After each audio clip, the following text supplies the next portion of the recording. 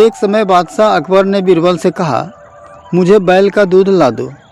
बीरबल ने कहा, लाने का प्रयत्न करूँगा, इसमें कम से कम 4-6 दिन अवश्य लगेंगे।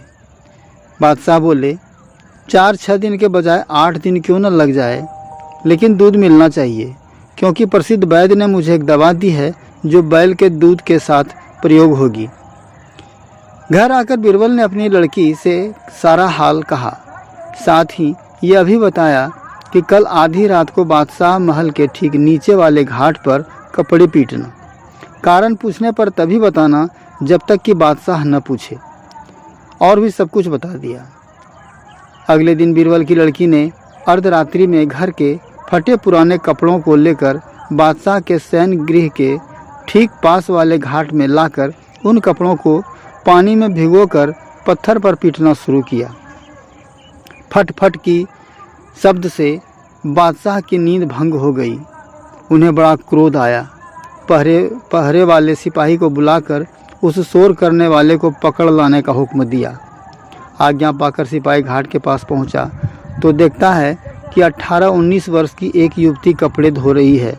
सिपाही ने उस युवती से ऐसा करने का कारण पूछा और बादशाह के सामने उपस्थित होने के लिए कहा, परंतु युवती ने सिपाही की बात को अनसुनी कर दी और पूर्ववत ही अपने कार्य में व्यस्त रही। सिपाही उन अवज्ञा से झुंझला उठा और बोला, अर्धरात्रि में उत्पात मचाकर बादशाह की नींद हराम की और उनकी आज्ञा को भंग कर रही हो, यह उचित नहीं है।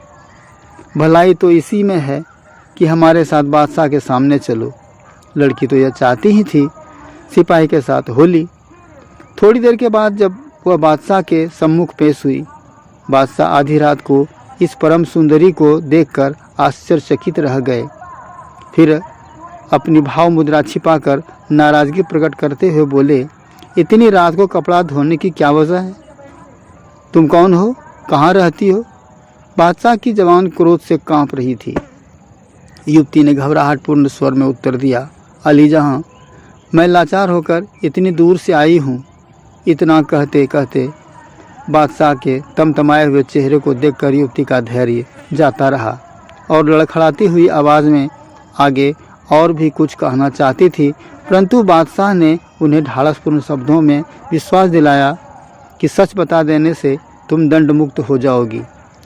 यह सुन युवती ने कहना आरंभ किया कि आज प्रातःकाल मेरे पिताजी को लड़का पैदा हुआ है। दिन भर मैं वहीं कामों में उलझी रही। अब जरा सा विश्राम लेने का अवकाश मिला भी था तो ख्याल आया कि कल साफ कपड़ों की आवश्यकता होगी, परंतु कुआं घर में न होने की वजह से कपड़ा यहाँ ले आई हूँ। इन्हें कल काम में लाऊंगी। युवती की उत्तर सुनकर बादशाह और भी आश्चर्य में हुए और बोले, तुम क्या कहती हो? क्या पुरुष को कभी पुत्र उत्पन्न होते हैं?